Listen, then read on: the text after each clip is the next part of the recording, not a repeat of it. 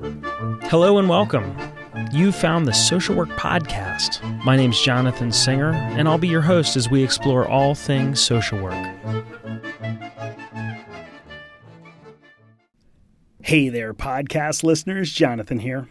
Today's episode is the second of a two-part series with Dr. Lisa Damour about her 2023 book, The Emotional Lives of Teenagers, Raising Connected, Capable, and Compassionate Adolescents. In today's episode, we talk about how decades of research on the gender binary can provide insight into the emotional lives of adolescents across the gender spectrum. We talk about how racialized and sex role stereotypes perpetuate beliefs about which teenagers should be allowed to express intense emotions and whether adults viewing those intense emotions believe that the teenager is then worthy of protection, care, and comfort. We end our conversation talking about how it's important to help teens express their emotions and, perhaps more important, to help them regain control. Now, this is part 2 of a 2-part series, so if you haven't heard part 1, go back and listen. In the beginning of this episode, I reference a swimming pool metaphor that Lisa shared back in 2017 when I interviewed her for her first book, Untangled. The metaphor was that understanding kids growing up and becoming more independent was like watching kids learn to swim in a swimming pool. Now, I'm not going to repeat the whole metaphor, but it's definitely worth checking out. In part 1, we talked about the difference between adolescent distress and adolescent mental illness, how the COVID-19 pandemic made it more difficult for parents to distinguish between normative adolescent distress or pandemic-related mental health concerns.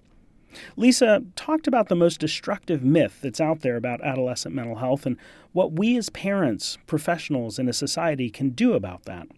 And along the way, Lisa shared some practical tips about how to manage a teenage meltdown. She shared a story about a swimming pool, and she encouraged us to think critically about the ways research is being done on adolescent mental health and how the news media is portraying adolescent distress. Dr. Damour is recognized as a thought leader by the American Psychological Association. She co-hosts the Ask Lisa podcast, which I had the honor and pleasure of being on as a guest in episode 79, talking about suicide in youth.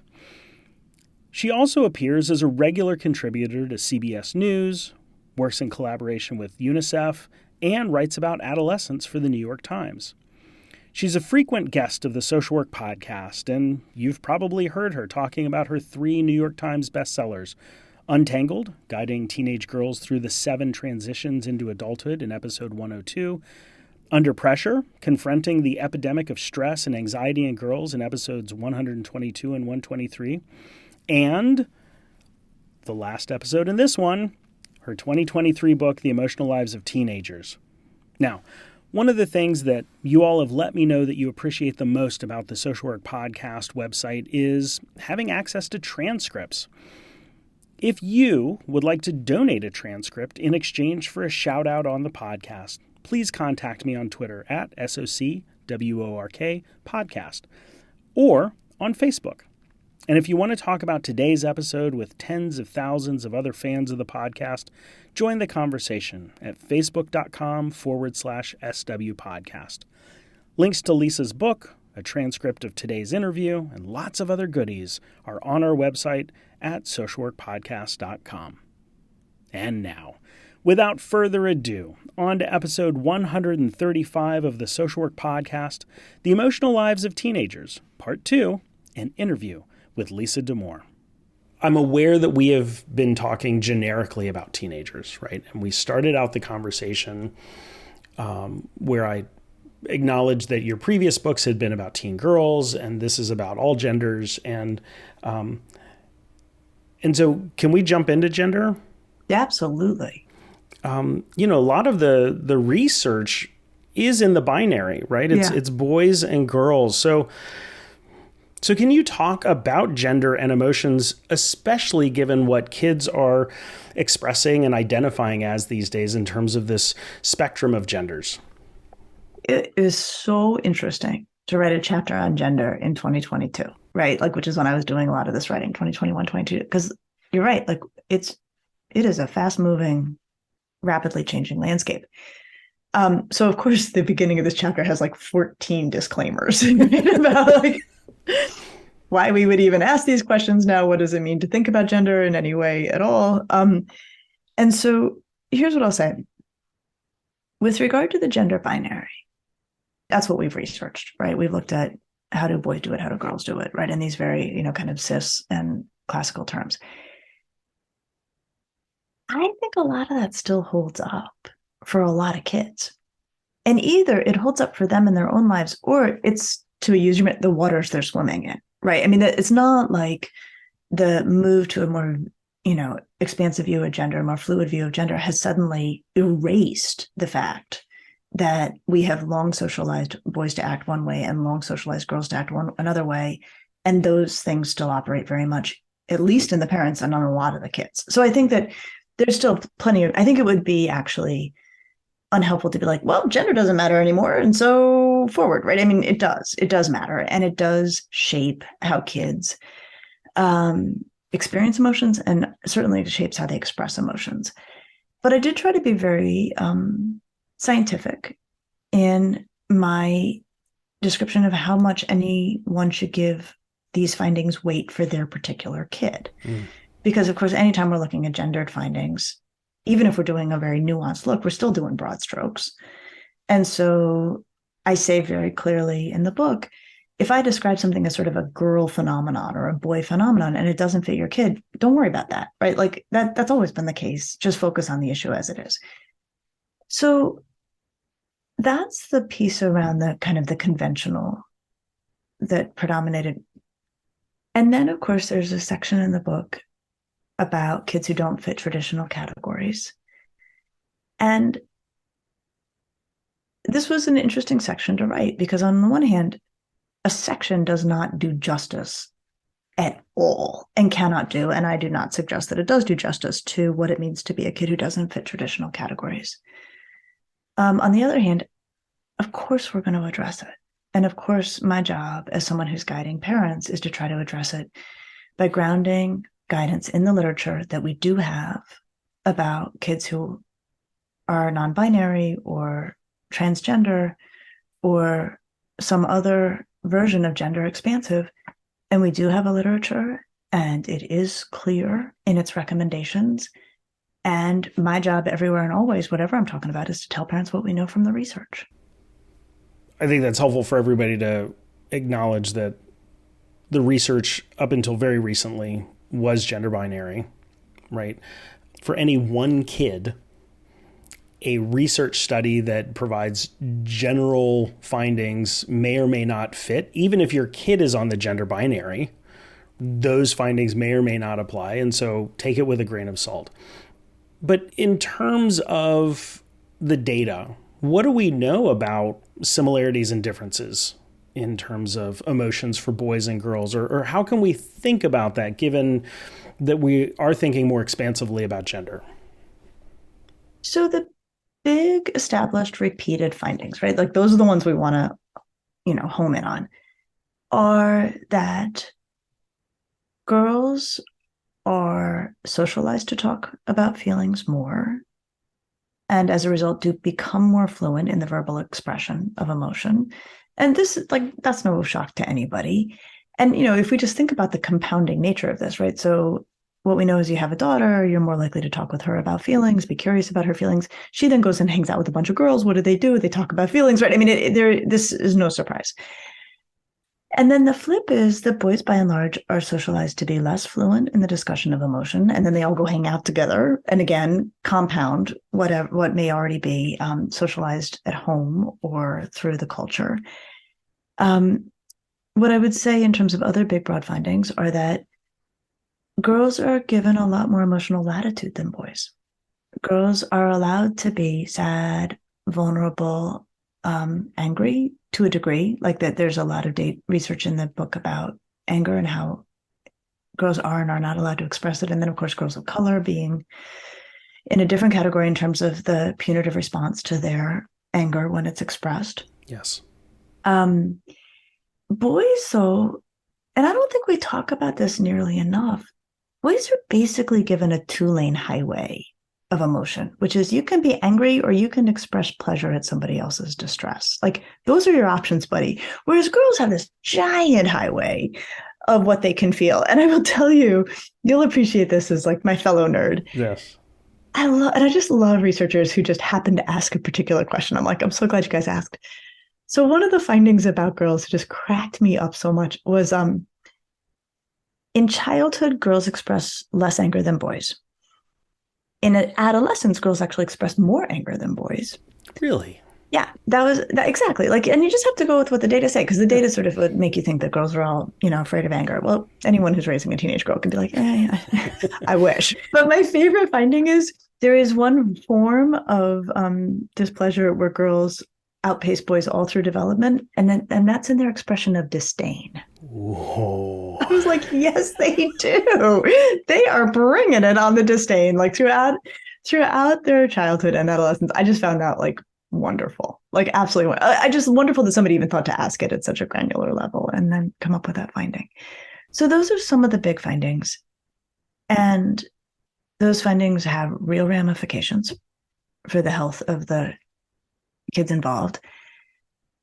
And then I spend time in the book on the ramifications for kids of color and the gendered.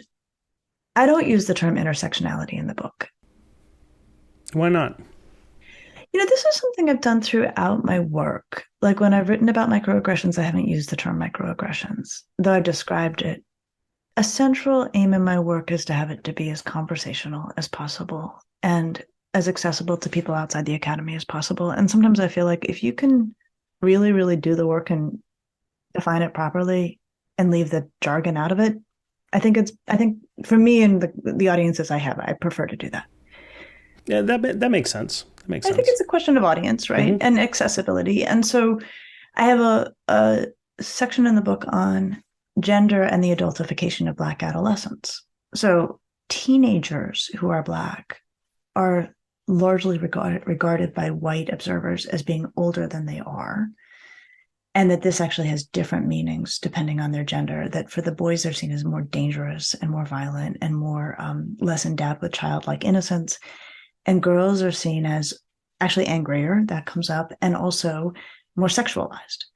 And so there's all of these ramifications of being a Black boy or a Black girl going through the teenage years. Though I will say, you can be a pretty young Black kid and be seen as older than you are, and then have to carry those implications forward. So it doesn't pick up cleanly at 13. I mean, these data go down to younger kids, and it's really distressing. But one of the variables that comes up when we see adultification is like less deserving of protection. And it's interesting. I find in my reading of the literature, my heart really leaps with discomfort more when we're talking about we see them as less innocent. We see them as less deserving of protection. And then maybe it's because I'm really kind of very used to, like, we've read a lot about seeing these kids as more violent or seeing them as more sexualized. Like, I think there's a way that comes in at a very intellectual level because we know it, we've documented it a lot. But when I picture like the other side of the coin is like when they're suffering and they're bringing their suffering, we do not extend to them the same level of protection. We do not extend to them the same belief that they are kids and they deserve to be cared for like children or young teenagers or even teenagers. Like that piece where they get slotted into an adult space. And then it's also a very, you're on your own, good luck, or you're in trouble. Right. I mean, I think that's the part where, for me, it gets past like a research finding to something that I can really feel in my bones in a different kind of way. Yeah, that is a really helpful reframe. That folks see that they're not deserving of it, of the protection, of the care, of the comfort, of all of those basic sort of attachment needs. Yeah, right? That we extend to kids. Yeah. These are kids. Yeah. Early in our conversation, you were talking about how parents might respond if they see their kid is having a freak out, right? Mm-hmm. I'm wondering, Is there a difference for parents of boys compared to girls in terms of how they respond to those freakouts? And is there different guidance, given what we've just talked about the kind of the 2-lane highway versus the multi-lane highway in terms of expression? Yeah. The research literature suggests there is a difference, that with girls, if they are having a really hard time in front of us, we're more likely to want to talk about it, ask them what's wrong, offer support.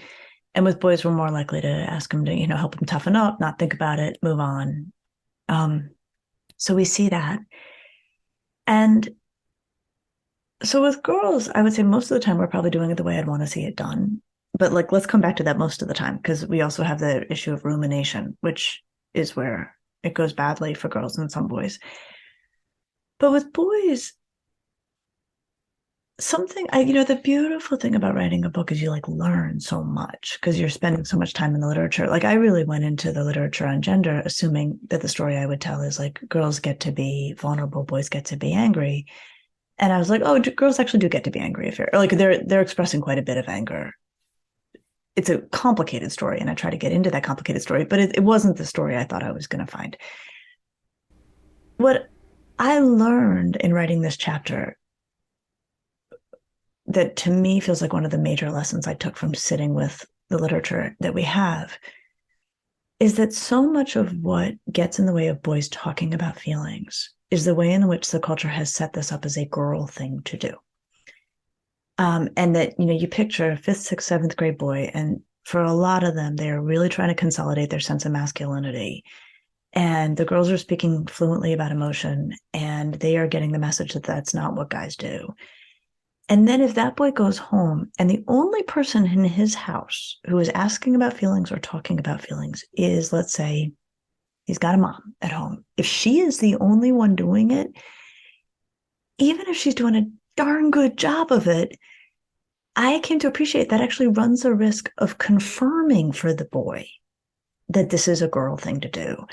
And so for me, an unexpected takeaway from sitting with this literature is that if we want boys to talk about feelings, we really, really, really need the men in their lives to be talking about feelings, asking about feelings, normalizing the discussion of feelings, and that these fabulous, well-meaning, and maybe very, very adept women who are doing it around them may actually be backfiring in their efforts, not across the board all the time, but minimally, we need guys stepping up in this.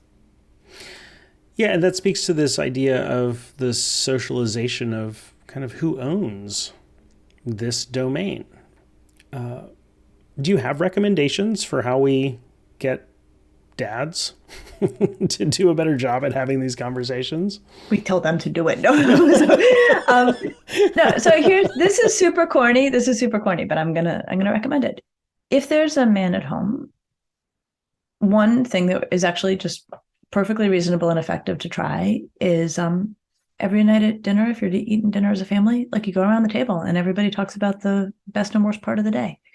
And it's just routinized into family life where, the dad's like, oh, all right, this got me super upset, or I felt really anxious about this, or I was really, sad and worried about this.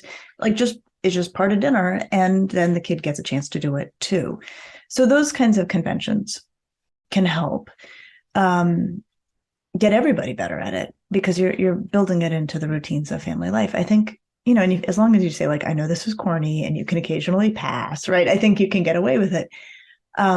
But beyond that, I just think, coaches, right, who for boys sports are overwhelmingly male. I mean, they are in such a position to help boys grapple with emotion in a way that it has no shame attached. And sports bring up a lot of feelings, right? I mean, it's a very rich opportunity.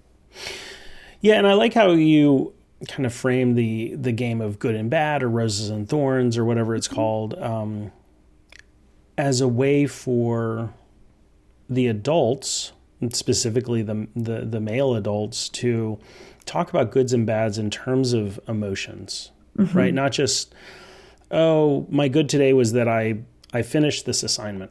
Yep. Right, but how did that make you feel? Yeah. Right? Yeah. I felt really happy.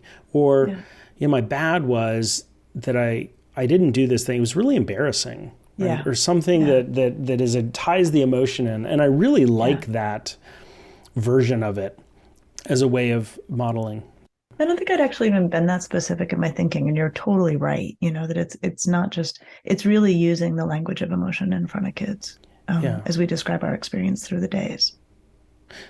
And I love that you brought up coaches, because I know that in the suicide prevention world, right, having coaches who are on board with suicide prevention is like it's manna from heaven. Like, it's so important, because kids go to coaches, right? And if a coach is like, hey, it's okay to be sad about this. It's okay to talk to somebody. It's okay to sit out for a day.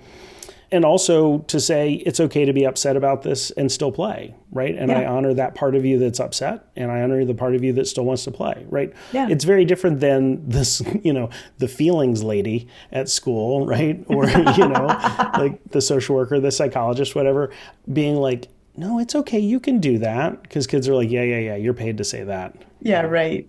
And I'm in the 7th grade, and like, I'm going to go back to class, and I'm going to turn this into the like satire of all time, right? Like, because like, that's what they do, right? Because they're like hilarious, and that's how they roll. And so I think the much more organic opportunities that come up, around kids and the adults in their company they're like really powerful. So I wanted to say that, back to this idea of intersectionality. One of the things that has become, I think, better publicized in recent years is that there is a privilege that white parents have and white kids have about being able to either express emotions or express vulnerability or things like that society doesn't provide to Black kids, and to some extent Latina kids.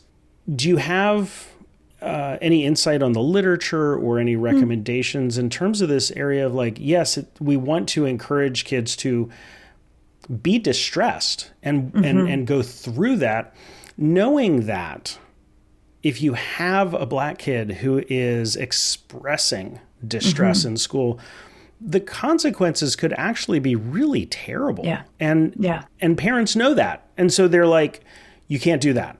Yeah, you can't do that, right? Like, it's going to be a big problem, right? I mean, the consequences are going to be bad. So let me just deepen how awful this is, and then let me point us towards something that I think we can and should be doing. So the data on how vulnerable Black kids are to the hostilities of white people are staggering. I mean, absolutely staggering. And, and that hostility ranges from, garden variety racism to lethal force, and so when I was working on this section, I was pulling the data on the chances that a Black man will be killed by the police in the course of a lifetime. And like, I couldn't believe it. Like, I'm embarrassed, but I was also like, oh my God, like these numbers are terrifying, right? So I cannot imagine what it is like to be the parent of a Black kid, much less teenager, knowing what we know about their vulnerability in the world. Like, and so of course that is going to inform, right, the kind of guidance that we give kids and where we think they can express vulnerability and seek help, right? I mean, of course that's going to inform it. And I would also say, like, I know there's a piece where I'm like, okay, as a psychologist, how can I help? Right? Like, because that's the piece. Like, these are broad cultural forces, and I'm trying to think about how I can help as a psychologist. So the thing I've become really preoccupied with is how to get more clinicians of color into the pipeline. Because I think that's actually one of the most significant solutions, and one of the biggest gaps is that I think there's probably a much more likely chance that the conversation is going to go well if a Black clinician from school calls home to a Black family to say, I talked to your kid today. I think that conversation is going down a different path than if a white clinician calls. And, I'm making gross generalizations. But I think that one solution that we really need to talk about a heck of a lot more is how we get more clinicians of color into the workforce, because that has ramifications for questions like this. Yeah, I agree that addressing the professional gatekeeping that has kept Black and brown folks out of psychology and to a lesser extent social work is really important. Until you and I fix what's going on in our professions, like what recommendations do you have for parents in terms of, this idea of what you were talking about earlier about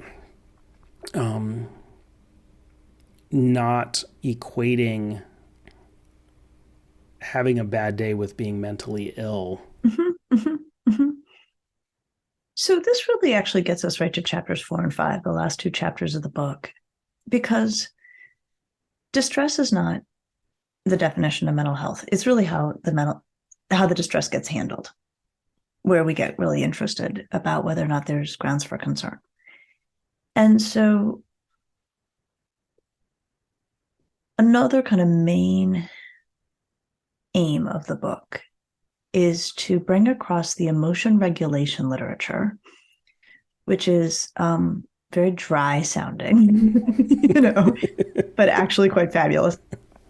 And what I did with this book is I took the emotion regulation literature and I organized it, as psychologists sometimes do, into the two categories of regulating emotions by expressing them and regulating emotions by bringing them back under control. And one is chapter 4 and one is chapter 5. And what I'll say, Jonathan, I know it's not a radical thing to do, but I do think it may strike people as radical that I am putting bringing emotions back under control on equal footing with helping kids express emotions. And I think the reason it may seem surprising to some people that I am saying that these are of equal value is that certainly among white families in our culture right now, our default position is if a teenager is upset, the right thing, and perhaps the only thing to do, is to get that kid to tell you what's wrong and to talk with them about their feeling, and maybe to talk that feeling to death or root it out, by excavating it from its roots. And it's fascinating because and so often we're like, how do I get them to talk to me? And how do you talk to kids about this? And you'd think as a psychologist, I'd be like, yeah, but mostly I'm like, I don't know. Is it always necessary? Do we have to talk about feelings so much? And so what I'm aware of is talking about feelings works until it doesn't. And this is something we were kind of gesturing at earlier, that sometimes talking about feelings turns into rumination, where there is this going over and over and over and over something and actually feeling worse the more you focus on it. So I'm all for talking about feelings if it's working and if it's what the kid wants, then fantastic. Sometimes it's not working and you need another set of strategies. And sometimes it's not what the kid wants and you need another set of strategies. And so in chapter 4 and chapter 5, I detail all of the other options. So sometimes in chapter 4, kids are expressing, but not through language, right? They're using art or music or physicality or any variety of things to, as they say, get their feelings out. And then chapter 5 is entirely on the side of how do we help kids get their feet back under them around an emotion? So where do comforts fit into this? Where does distraction fit in? Distraction is actually a key player, much more than we talk about. Where does problem solving fit in, right? Like advice giving between parent and teenager. Where does helping kids shift their thinking fit in? Where does perspective changing fit in? So there's all of this. There's a giant toolbox of helping kids bring it back under control that is largely neglected or denigrated for seeming somehow dismissive of kids' emotions. And I really am clear in the book, start in chapter 4, give the kid a chance to express, don't dismiss it out of the gate. But if that's not working, or if that stops working, keep rolling into chapter 5, because it's going to be this other set of strategies, which are also emotion regulation strategies. They are also really important that are going to help your kid get through that moment. So I think this is really important, this distinction between, and correct me if I'm not characterizing this right, but the distinction between expressing and sort of talking it out, and then which is kind of relational, and then there's the management, which is something that kids might be able to do on their own. Is that true?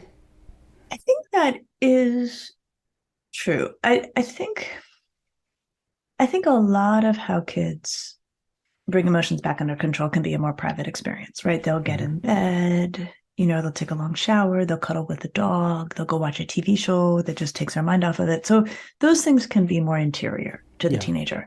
But I'll also say in chapter 5, which is the containment chapter, like getting it under control, there's a very long section about how to give advice to teenagers.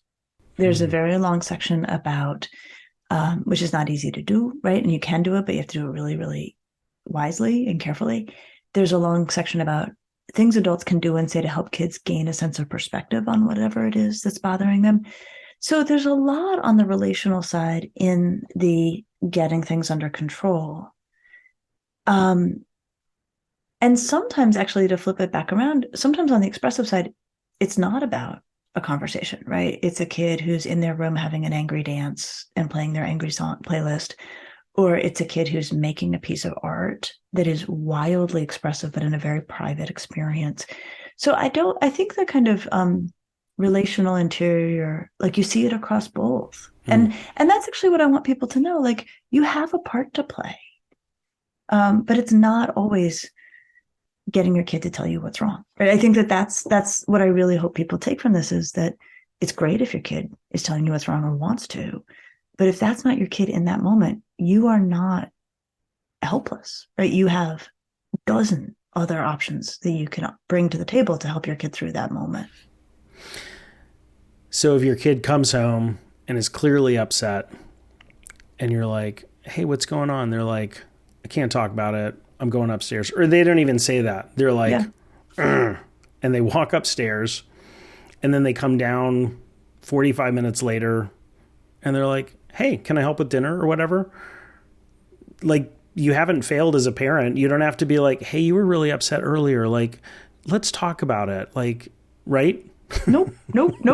Kid has regulated like a champ, right? I mean, as long as they weren't getting high in their room, like, I don't care what they were doing. You know what I mean? Like, that's if right. the kid is like, I go up, I look at old pictures. I mean, like, teenagers are fabulous at comforting themselves, right? They have all of these strategies, and they use them often seamlessly, very intuitively. So I went up, I looked at old pictures, and then I wrote an angry letter in my journal and got it out of my system, and I'm ready to help with dinner. Like, what more could we want, right? And I think that's what's sort of a fascinating. I haven't even thought about this, Jonathan. Like, in some ways we were so on top of our kids through the pandemic. We had so much knowledge of, like, their, when they were using the restroom, like we knew everything. And so I think maybe part of what I hope comes away from this book for readers is, like, your kid managing feelings privately is perfectly fine. And in fact, normal and healthy and expectable. It just may be different from what was going on for the 2 years of lockdown. Wow. That's such a good point. I've never thought about that before. I hadn't thought about it till just now, right? I mean, like, I have 2 kids. Mm-hmm. It was intimate through the pandemic, and not in developmentally typical ways. I mean, my older daughter was a high school sophomore and junior. She should not have been home like she was home. Right. Right? I mean, I loved it, but that was not standard practice. Right. Well, so Lisa, thank you so much for taking all of this time and for talking with us today about your new book, The Emotional Lives of Teenagers, and for being back here and sharing your insight with us. Oh, man, Jonathan, thank you for having me. I mean, this is like really my favorite conversation. I'm Jonathan Singer, and thanks for being with me today for another episode of the Social Work Podcast. If you missed an episode or have suggestions for future episodes, please visit socialworkpodcast.com. If you'd like to support the podcast, please visit our online store at cafepress.com/swpodcast. To all the social workers out there, keep up the good work. We'll see you next time at the Social Work Podcast.